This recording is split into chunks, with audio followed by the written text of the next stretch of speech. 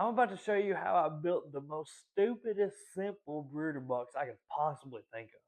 One thing you might come to learn about me is that I'm not a carpenter by any means, but I do know how to build a box. I promise you, this is not rocket science. I took 2 2x8s, framed the box, screwed the OSB to the bottom of it, put 2x4s for the legs, got some 1x4s, made some more boxes, put a hardware cloth on the top, stapled them down, and here we are. I got 23 healthy little running around fuzzballs. So I consider that a success.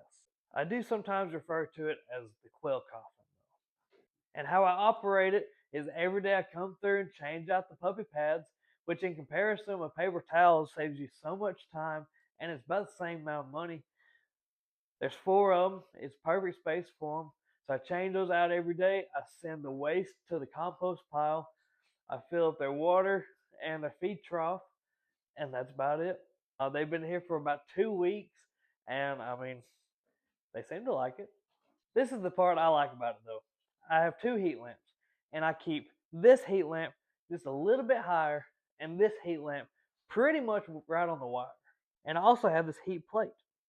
So what I've in fact accidentally done, I'll admit, but I have the heat plate that stays around 95 degrees, and then I have this heat lamp that's about 90 degrees, and then I keep this heat lamp at about 85 degrees. And I really like that setup because each quail is going to have their own size, and I've noticed that the bigger ones will kind of venture away from the heat, and some of them still need even the 95 degrees that I have set here for the first 2 weeks. So it just kind of gives them a whole range to migrate towards and see what they're feeling that day. And if the temperature drops and they need more heat, they can go to the heat plate. If it starts warming up during the middle part of the day, well, they can just get out from the heat lamps at all. So I really like the setup.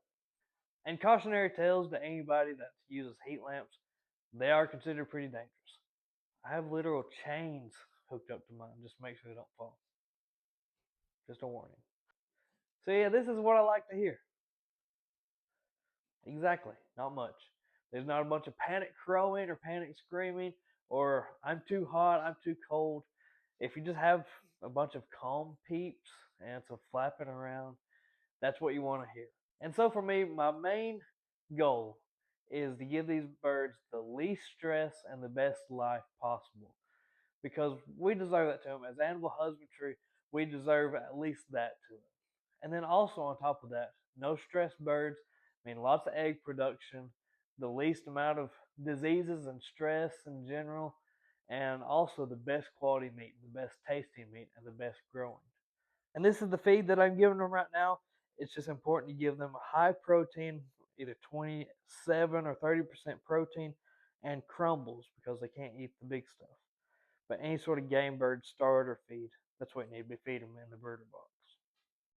So yeah, if you're expecting anything fancy, sorry to disappoint, but they don't need fancy. They need what works. And my brain works in the simplest terms possible most times.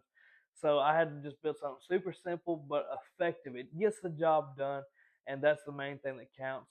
And if you have any questions, drop them in the comments. If you have any advice for a new guy getting into this game, I'd love to hear them. Like, follow, subscribe, all those things. God bless y'all. See you next time.